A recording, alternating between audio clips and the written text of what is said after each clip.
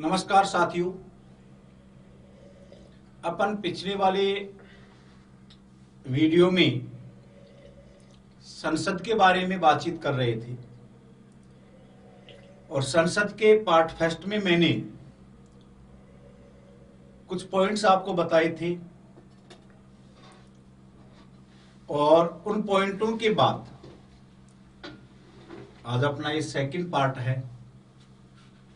इसमें अपन last class को ही next में बदलते हैं और अपन अब नेक्स्ट अनुच्छेद की बातचीत करते हैं, अनुच्छेद 80 की, जिसमें लिखा है राज्यसभा की संरचना। देखिएगा, राज्यसभा की संरचना में 4-5 पॉइंट हैं दोस्तों, बड़े आराम से समझेंगे। पहला पॉइंट है यहां पे सदस्य संख्या, कि राज्यसभा में सदस्य संख्या क्या होगी, किस प्रकार से व्यवस्था की गई है संविधान में। तो ये देखिएगा, राज्यसभा की सदस्य संख्या को अपन 2 प्रकार से देखें। एक है अधिकतम और एक है वर्तमान। अधिकतम में लिखा है कि अधिकतम सदस्य संख्या होगी 250 और वर्तमान में सदस्य संख्या है यहां से 245। तो एक तो सीधा सा क्वेश्चन हो सकता है कि राज्यसभा में अधिकतम सदस्य संख्या कितनी होगी 250, वर्तमान में कितनी है 245।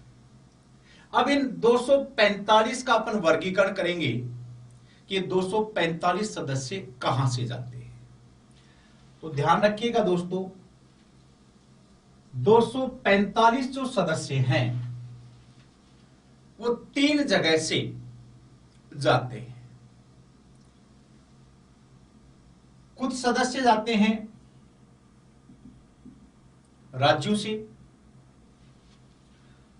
कुछ सदस्य जाते हैं केंद्र शासित या संघ शासित प्रदेशों से, और कुछ सदस्यों को राष्ट्रपति भेजता है। यानी 245 का वर्गीकरण आप कितनी जगह करोगे? 3 जगह। पहला राज्य, दूसरा संघ शासित या केंद्र शासित प्रदेश, और तीसरा है राष्ट्रपति। अब राष्ट्रपति से उठाओगे आप कि राज्यसभा में राष्ट्रपति कितने सदस्यों को मनोनीत करता है। तो राज्यसभा में राष्ट्रपति है वो 12 सदस्यों को क्या करता है दोस्तों?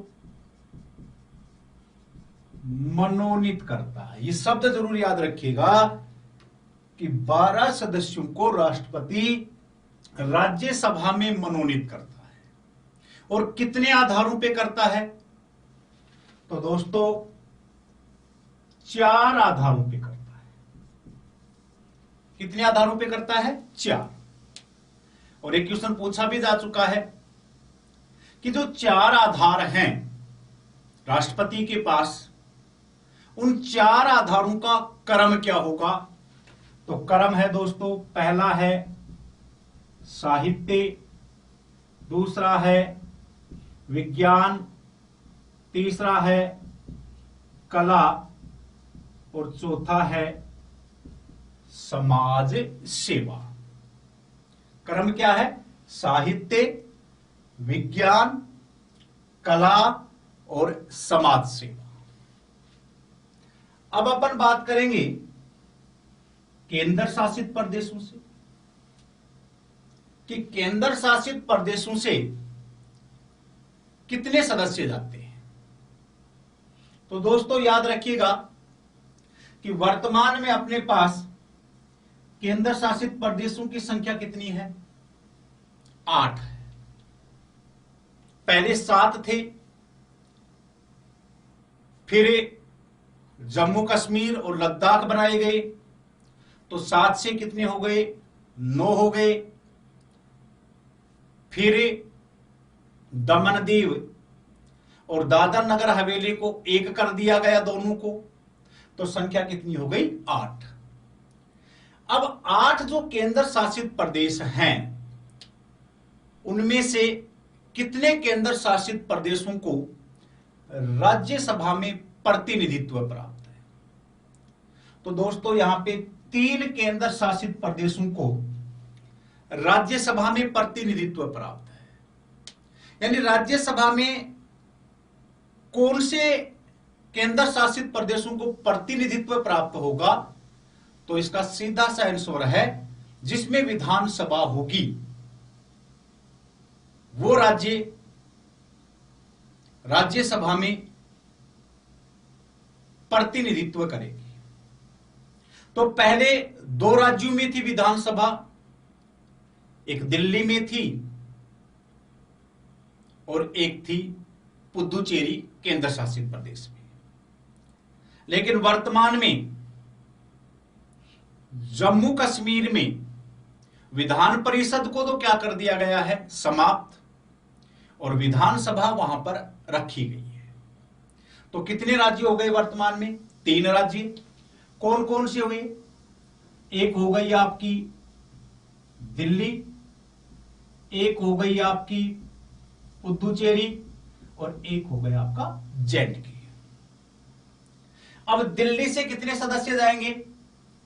दिल्ली से जाते हैं दोस्तों 3 सदस्य, पुदुचेरी से 1 सदस्य और जे-एंड-के से राज्यसभा में कितने सदस्य जाते हैं? 4 सदस्य। यानी टोटल कितने सदस्य जाएंगे? तो 3 हो गए दिल्ली के, 1 हो गया पुदुचेरी और 4 हो गए जम्मू कश्मीर। तो टोटल सदस्य हो गए 8 सदस्य।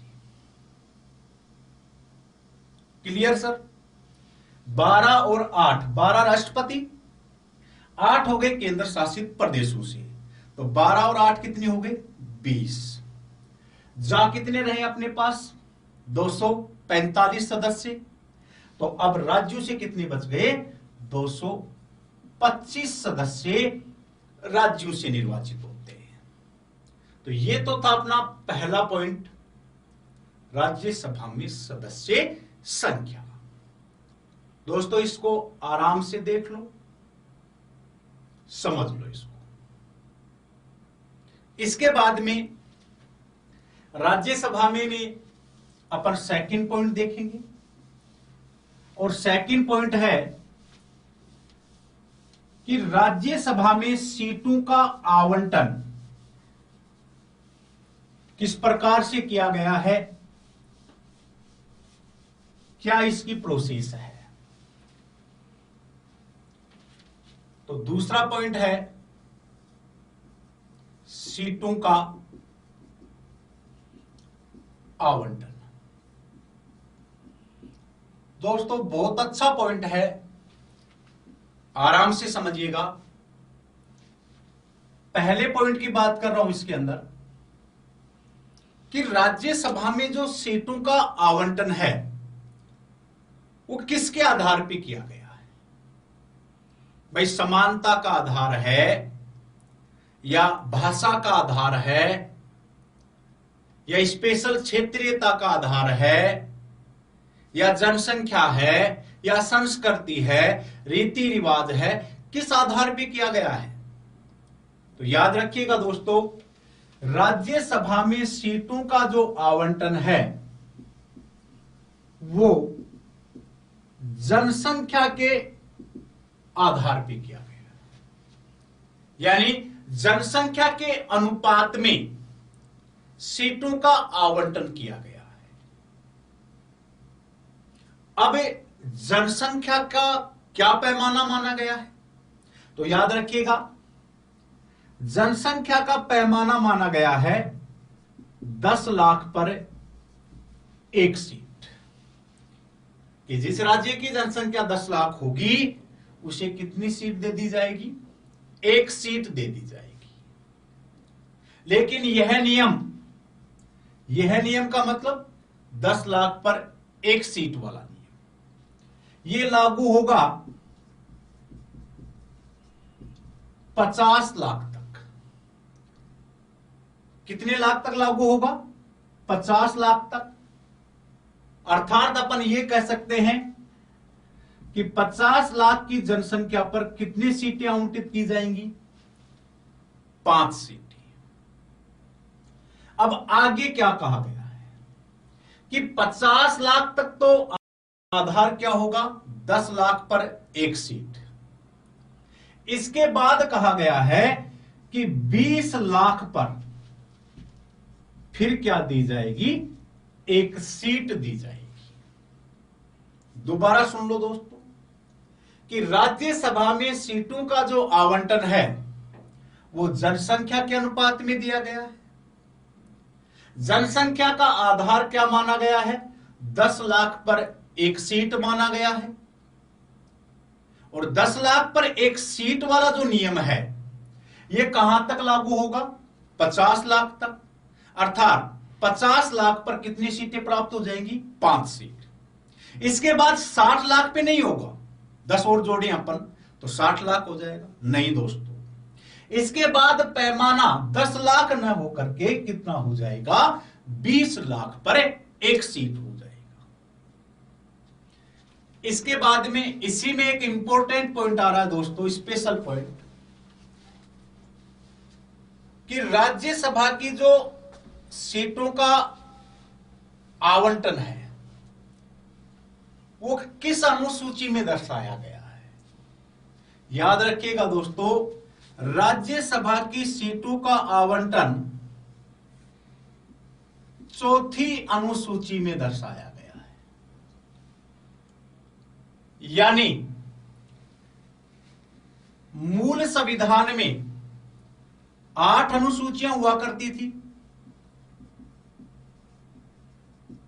लेकिन वर्तमान में बात करें अपन तो वर्तमान में कुल अनुसूचियां कितनी हैं?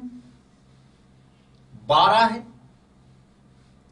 और 12 में से जो चौथी अनुसूची आ रही है, इस चौथी अनुसूची का संबंध किससे है?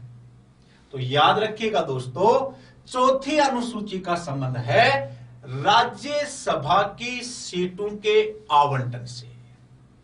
जैसे सीधा ही क्वेश्चन आ जाए कि संविधान की अनुसूची 4 का संबंध है, ए पंचायत से है, बी दल बदल से है, सी शपथ से है, या डी राज्यसभा की सीटों के आवंटन से है।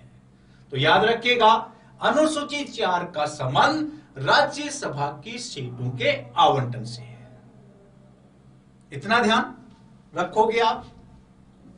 इसके बाद में है, इसी में एक स्पेशल पॉइंट और आ रहा है कि भारत में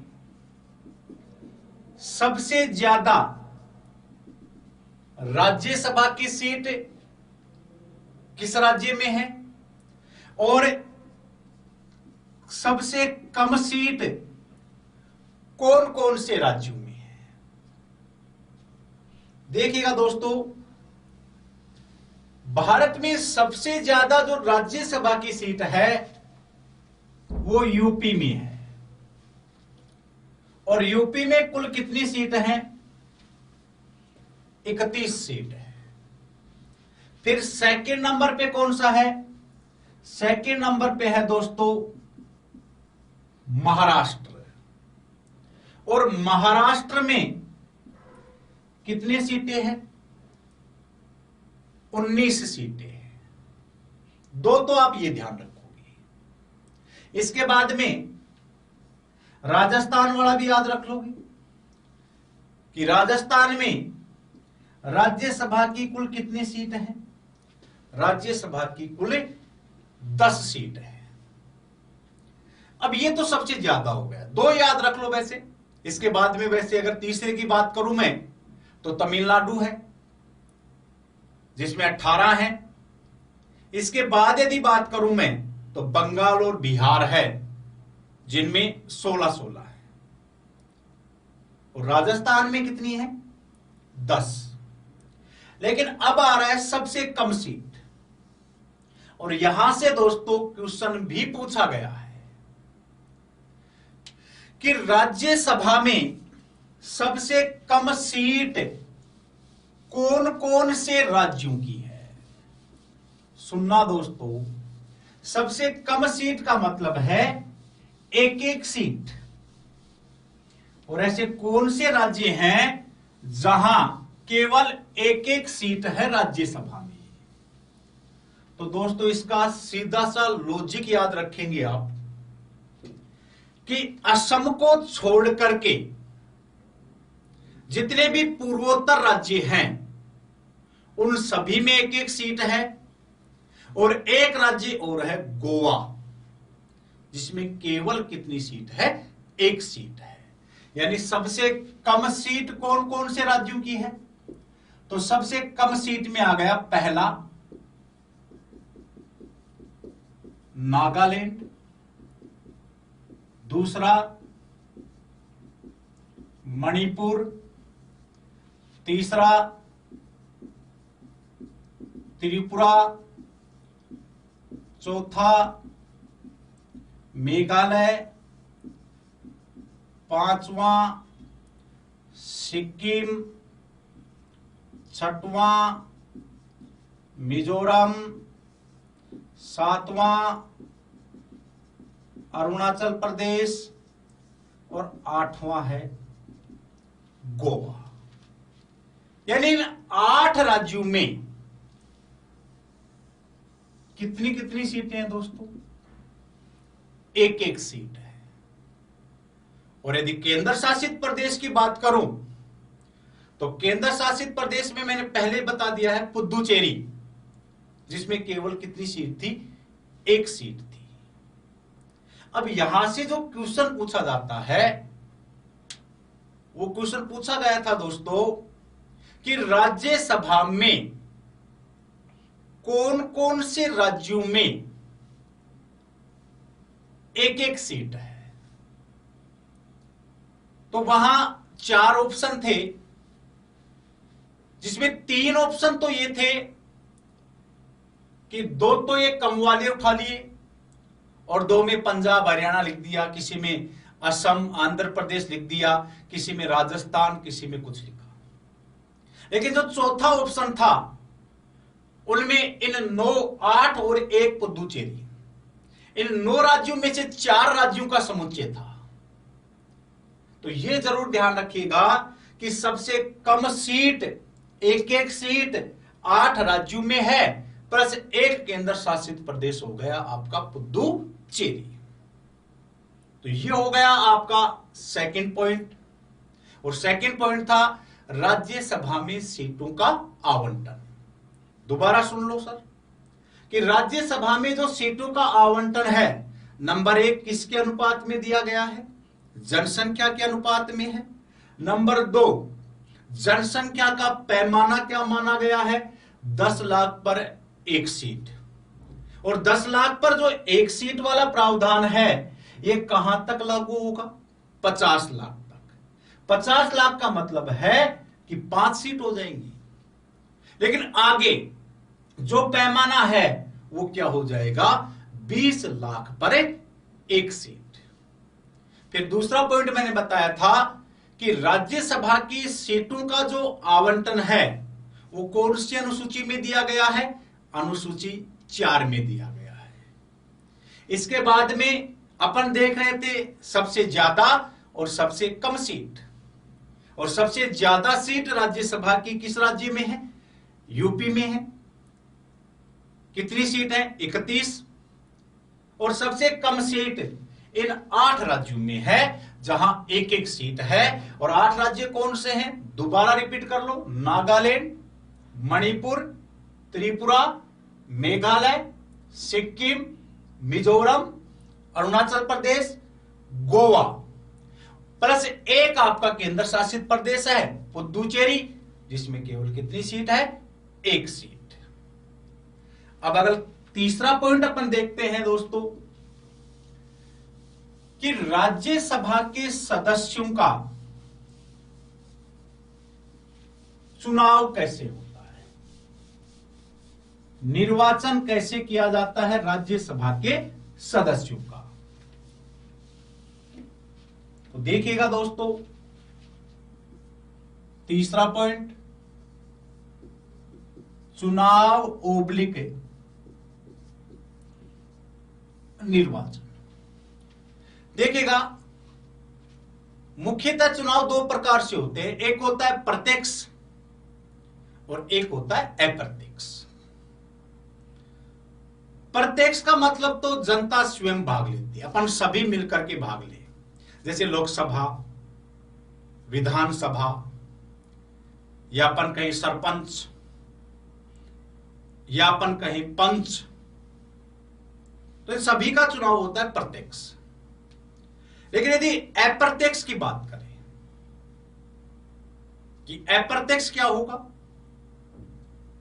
कि पहले जनता अपने प्रतिनिधियों को चुनती है, जैसे अपन ने एमएलए और एमपी चुना, और वो प्रतिनिधि किसी तीसरे व्यक्ति का चुनाव करे, ये एमएलए और एमपी किसी तीसरे व्यक्ति के चुनाव में भाग लें, वो कौन सा चुनाव होगा, अप्रत्यक्ष।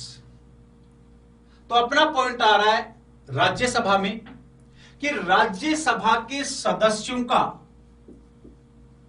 चुनाव किस प्रकार से होता है, प्रत्यक्ष होता है या अप्रत्यक्ष होता है। तो याद रखिएगा दोस्तों, राज्यसभा के सदस्यों का चुनाव होता है अप्रत्यक्ष।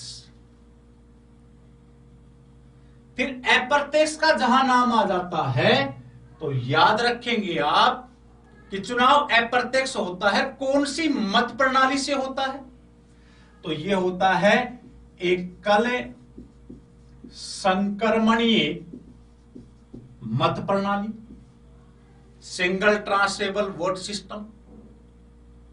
और एकल संक्रमणीय जो मत प्रणाली है वो कहां से ली गई है, वो दोस्तों ली गई है आयरलैंड से। और तीसरा पॉइंट जरूर याद रखेंगे, मतदान भी दो प्रकार का होता है, एक होता है गुप्त, एक होता है खुला।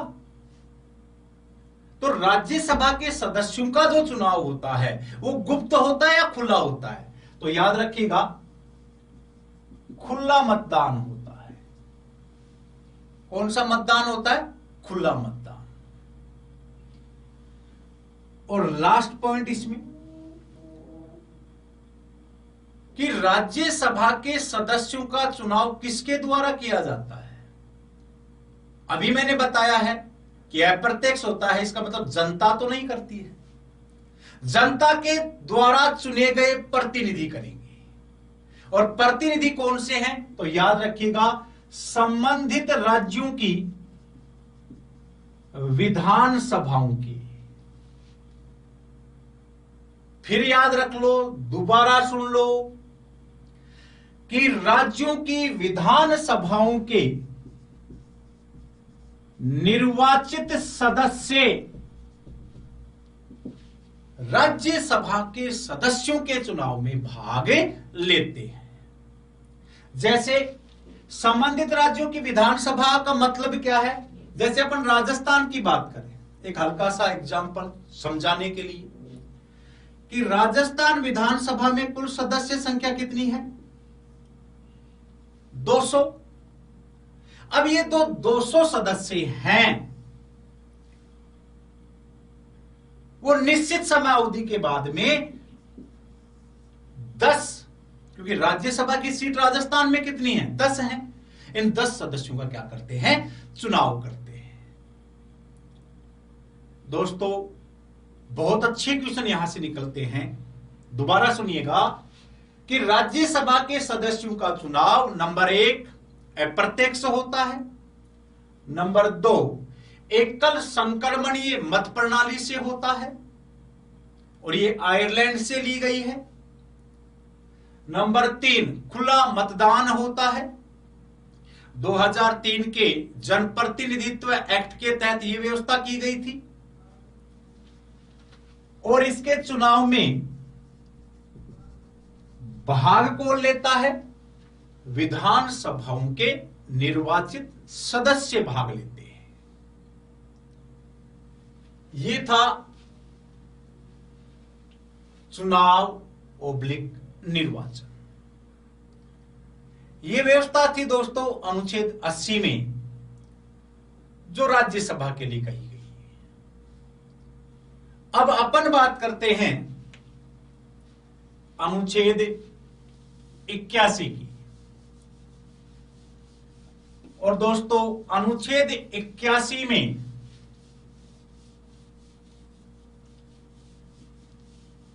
लोकसभा की संरचना के बारे में लिखा गया है कि लोकसभा की संरचना क्या होगी। तो देखिएगा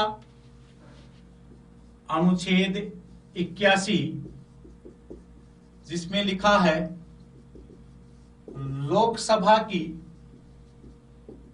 संरचना। और दोस्तों ध्यान रखेंगे जो पॉइंट राज्यसभा की संरचना में आ रहे हैं वही पॉइंट लोकसभा की संरचना में आए।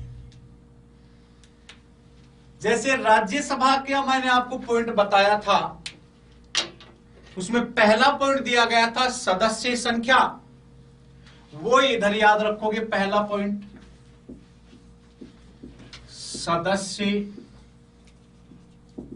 संख्या। जैसी सदस्य संख्या राज्यसभा में दी गई थी उसी प्रकार से आप लोकसभा की भी याद रखेंगे कि लोकसभा में सदस्य संख्या आप वही दो प्रकार से याद रखेंगे। एक है अधिकतम और एक है वर्तमान। जैसे राज्यसभा में अधिकतम सदस्य संख्या थी 250, वैसे लोकसभा में कहा गया है कि अधिकतम सदस्य संख्या कितनी होगी, 552। फिर वर्तमान में राज्यसभा में थी 245, वर्तमान में है 545/543। अब ये दोस्तों मैंने क्यों लिखा है, दो ऑप्शन दे दिए आपको, 545 और 543। ये देखिएगा कि अगर मैं पहले की बात करूं, वर्तमान में भी पहले सदस्य संख्या थी 545, जिसमें 543 सदस्य निर्वाचित होते थे और 2 सदस्यों को राष्ट्रपति क्या करता था, मनोनीत करता था। लेकिन दोस्तों याद रखिएगा 104वां संविधान संशोधन, कौन सा संविधान संशोधन दोस्तों, 104वां संविधान संशोधन जो हाल ही में 2020 में हुआ है, और उसमें एंग्लो इंडियन के प्रावधान को क्या कर दिया है, समाप्त कर दिया है। दोस्तों वेरी वेरी इंपॉर्टेंट कि एंग्लो इंडियन के प्रावधान को जैसे ही सरकार ने, संसद ने समाप्त किया तो एंग्लो इंडियन के कितने सदस्य थे, 2 सदस्यों को राष्ट्रपति मनोनीत करता था, वो 2 को कम कर दो आप, तो 545 से कितनी हो गई, 543 सदस्य। अब इसका वर्गीकरण देखेंगे अपन कि जो 543 सदस्य हैं ये कहां कहां से निर्वाचित होकर के आते हैं। तो जैसा आपने राज्यसभा में देखा था वैसे की वैसी ही संरचना आप लोकसभा में देखेंगे कि जो 543 सदस्य हैं ये 3 जगह से आते हैं। पहले मैं 45 की बात करूंगा, फिर 43 की बात करूंगा। और 3 जगह कौन कौन सी थी, एक आपका आ गया राज्य, एक आपके आ गए संघ शासित प्रदेश आ गए या केंद्र शासित प्रदेश आ गए, और एक आ गया आपका राष्ट्रपति। अब उठाओ राष्ट्रपति को पहले, कि राष्ट्रपति कितने सदस्यों को मनोनीत करता था दोस्तों? 2 सदस्यों को मनोनीत करता था। और दोस्तों आधार क्या था? Anglo Indian. और लोकसभा में जो राष्ट्रपति एंग्लो इंडियन को मनोनीत करता था, उसका उल्लेख किस अनुच्छेद में है? उसका अनुच्छेद था दोस्तों 331। लेकिन अभी मैंने बताया है कि 104वें संविधान संशोधन से ये एंग्लो इंडियन के प्रावधान को क्या कर दिया गया है? समाप्त। तो इसका मतलब राष्ट्रपति का रोल यहां से क्या हो गया है? समाप्त हो गया। अब समाप्त कर दिया तो कितने बच गए? 543। अब इस 543 का देखिए, ये जो 543 सदस्य हैं, ये कहां से आ रहे हैं फिर? तो यहां पे 2 संरचनाएं हैं, राज्य और केंद्र शासित प्रदेश। अब संघ शासित प्रदेश में देखना है। यहां से पहले मैं बात करता हूं मूल संविधान की। मूल संविधान का मतलब है जिस दिन हमारा संविधान लागू हुआ था 26 जनवरी 1950 को, और उस समय लिखा गया था कि मूल संविधान में अधिकतम जो सदस्य संख्या केंद्र शासित प्रदेशों से जाएगी वो कितनी जा सकती है? 20। याद रखिएगा, सीधा क्वेश्चन ये हो जाए आपके लिए कि मूल संविधान में केंद्र शासित प्रदेशों के लिए लोकसभा में अधिकतम कितने सदस्यों का उल्लेख है? 15, 18, 20 या 22? तो आपका राइट आंसर होगा 20। लेकिन अब अपन बात करते हैं वर्तमान कि वर्तमान में केंद्र शासित प्रदेशों से कितने सदस्य जा रहे हैं निर्वाचित होकर के? तो वर्तमान में ध्यान रखिएगा कि केंद्र शासित प्रदेशों में परिवर्तन हुआ है। जम्मू कश्मीर वाला प्रावधान जरूर याद रखेंगे आप कि जम्मू कश्मीर का जो पुनर्गठन अधिनियम 2019 आया था, इसके तहत जम्मू कश्मीर और लद्दाख को केंद्र शासित प्रदेश बनाया गया। पहले जो जम्मू कश्मीर राज्य हुआ करता था, उस समय जम्मू कश्मीर में कुल सीट कितनी हुआ करती थी? 6। और वर्तमान में कितनी है दोस्तों? वर्तमान में है 5+1। 5 सीटें हैं वो जेएंडके के लिए रखी गई है, और 1 सीट है वो किसके लिए रखी गई है? लद्दाख के लिए। अब जेएंडके और लद्दाख दोनों को केंद्र शासित प्रदेश बनाया गया है, तो पहले यहां से 13 जा रही थी, अब कितनी जाएंगी? तो वर्तमान में है 19। अधिकतम कितनी है? 20। वर्तमान में कितनी जा रही है? 19। और याद रखिएगा, जम्मू कश्मीर के लिए कितनी सीटें हैं? 5। और लद्दाख के लिए कितनी सीटें हैं? 1। इसके बाद में बात करूं मैं राज्यों से कि राज्यों से कितने सदस्य जाएंगे, तो यहां 6 जम्मू कश्मीर और लद्दाख वाला है, 6 कम कर दीजिएगा। पहले 530 जाया करते थे, अब कितनी चली जाएंगी? 524। दोस्तों ये वर्गीकरण जरूर याद रखोगे आप कि लोकसभा की सदस्य संख्या, दोबारा रिपीट कर रहा हूं, एक अधिकतम हो गई, एक वर्तमान हो गई।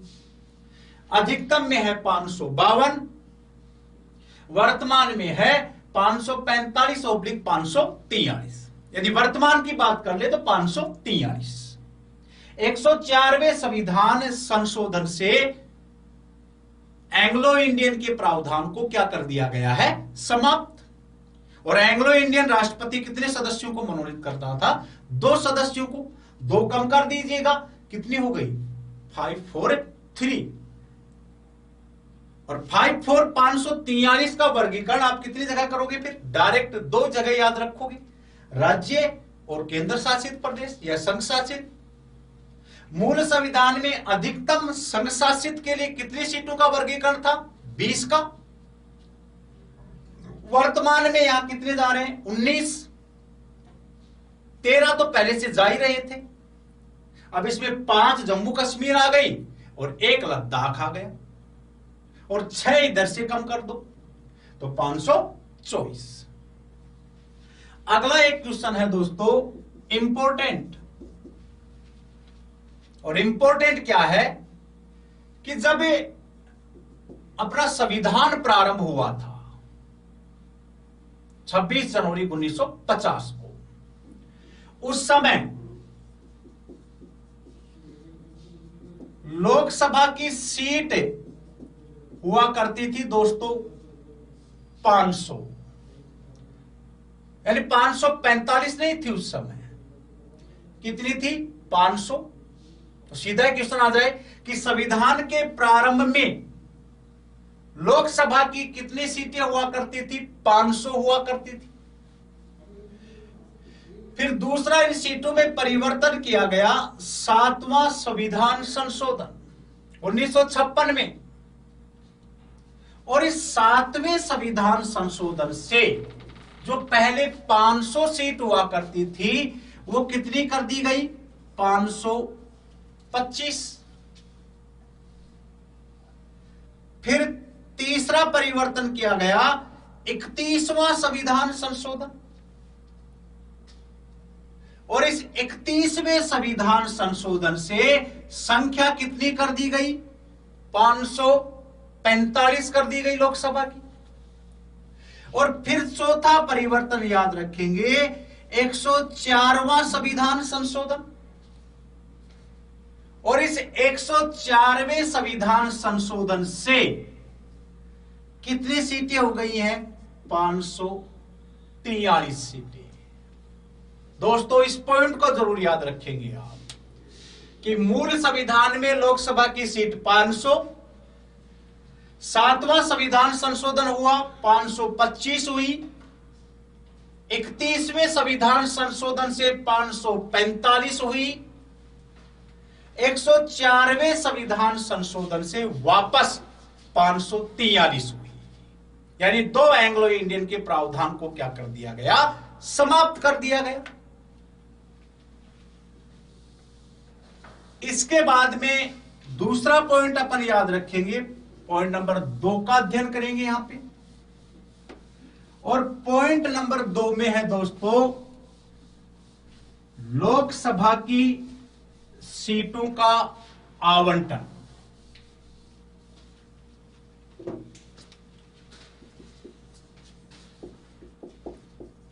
लोकसभा की सीटों का आवंटन। अब जैसे राज्यसभा में सीटों का आवंटन था वो जनसंख्या के अनुपात में था, तो लोकसभा की सीटों का आवंटन भी किसके अनुपात में दिया गया है दोस्तों, जनसंख्या के अनुपात में है। फिर वहां राज्यसभा में था 10 लाख पर 1 सीट, यहां आप याद रखोगे 5 लाख पर 1 सीट। लेकिन यहां पर क्या कहा गया है यह जरूर ध्यान रखिएगा कि लोकसभा में जो सीटों का आवंटन है वो जनसंख्या के अनुपात में है, लेकिन यहां जनसंख्या का आधार वर्ष कौन सा माना गया है, तो यहां आधार वर्ष माना गया है 1971 की जनगणना को। याद रखिएगा दोस्तों, राज्यसभा में तो सीधा था 10 लाख पर 1 सीट, लेकिन लोकसभा में जो सीटों का आवंटन है सीधा ही पूछ लिया जाए कितने पर है एक सीट, 10 लाख, 15 लाख, 20 लाख या 5 लाख, तो राइट आंसर क्या होगा? 5 लाख। दूसरा ये प्रश्न आ जाए कि लोकसभा की सीटों का आवंटन का आधार कौन सी जनगणना के वर्ष को माना गया है? 1971 की जनगणना। और 1971 की जनगणना को यहां पे एक संविधान संशोधन लाया गया, 84वां संविधान संशोधन। और इस 84वें संविधान संशोधन के तहत 1971 की जनगणना को 2026 तक यथावत कर दिया गया। फिर ध्यान रख लो कि लोकसभा की सीटों का आवंटन जनसंख्या के अनुपात में दिया गया है। 5 लाख पर एक सीट आवंटित की गई है, या फिर यह जरूर याद रखोगे, वेरी वेरी इंपॉर्टेंट, 1971 की जनगणना को आधार माना गया है। और कौन से संविधान संशोधन से? 84वें संविधान संशोधन से 1971 की जनगणना को कहां तक यथावत कर दिया गया? 2026 तक। अब इसी में एक विशेष पॉइंट याद रखोगे, सबसे ज्यादा सीट, कि लोकसभा में सबसे ज्यादा सीट किस राज्य की हैं? तो याद रखोगे राज्यसभा में भी यूपी की थी 31, तो लोकसभा में भी किसकी है? यूपी की। और कितनी है दोस्तों? 80 सीट है। दूसरा राज्य कौन सा है? महाराष्ट्र, जिसकी कितनी सीट है? 48 सीट। तीसरा है बंगाल, जिसकी कितनी सीट है? 42 सीट है। और राजस्थान की यदि अपन बात करें तो टोटल कितनी सीट है? 25 सीट। अब एक क्वेश्चन ग्रेड फर्स्ट में पूछा गया था कि राजस्थान की संसद में कुल कितनी सीटें हैं? संसद का मतलब है राज्यसभा और लोकसभा। तो याद रखिएगा दोस्तों, 10 सीट तो है राज्यसभा से, और लोकसभा से कितनी सीट है? 25 सीट। तो कुल सीटें कितनी है? 35। लगभग 30-40% स्टूडेंटों ने गलत किया था और वहां पे 25 ही करके आए थे। दोनों की पूछी थी दोस्तों, 10 + 25 बराबर है 35 सीट। तो अपन ये देख रहे हैं, दूसरा सबसे कम सीट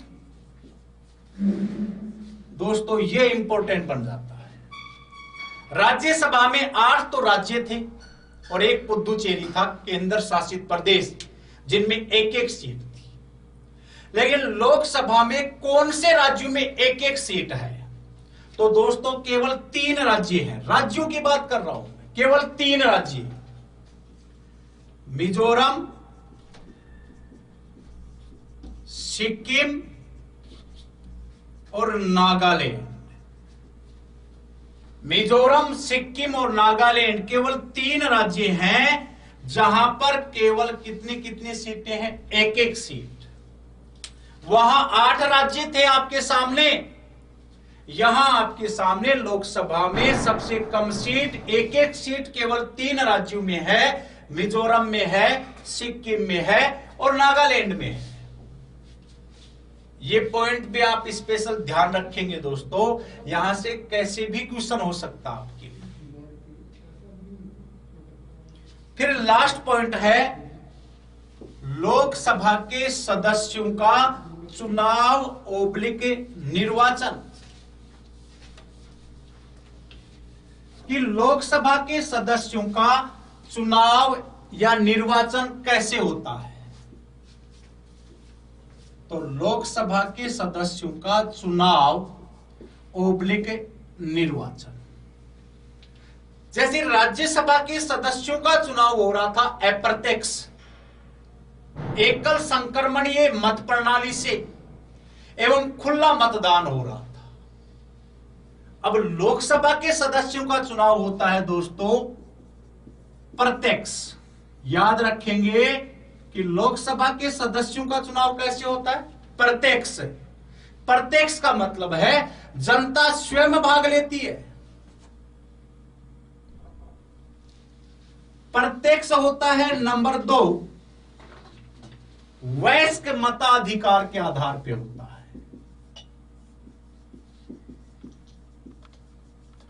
किस आधार पे होता है? वयस्क मताधिकार के आधार पे होता है। और तीसरा खुला मतदान होता है या गुप्त। तो राज्यसभा के लिए तो था खुला मतदान, लोकसभा के लिए है कि वयस्क मताधिकार के आधार पर गुप्त होगा दोस्तों। अर्थात प्रत्यक्ष होता है, किस मताधिकार के आधार पे होता है? वयस्क मताधिकार के आधार पे होता है। और कैसे होता है? गुप्त मतदान होता है। अब इस वयस्क मताधिकार को पकड़ना है दोस्तों कि जब संविधान प्रारंभ हुआ था 26 जनवरी 1950, उस समय मतदाता की आयु मूल संविधान में मतदाता की आयु हुआ करती थी दोस्तों 21 वर्ष। ये जरूर याद रखिएगा कि संविधान प्रारंभ हुआ था उस समय मतदाता की आयु कितने वर्ष थी? 21 वर्ष। लेकिन दोस्तों एक संविधान संशोधन लाया गया, 61वां संविधान संशोधन। याद रखेंगे, पूछा गया क्वेश्चन है कि 61वां संविधान संशोधन 1989 के तहत ये मतदाता की आयु जो 21 वर्ष थी उसे कितना वर्ष कर दिया गया? 18 वर्ष। ये दोस्तों जरूर याद रखिएगा कि पहले मतदाता की आयु कितने वर्ष थी? 21 वर्ष। लेकिन फिर कौन से संविधान संशोधन से इसमें परिवर्तन किया गया?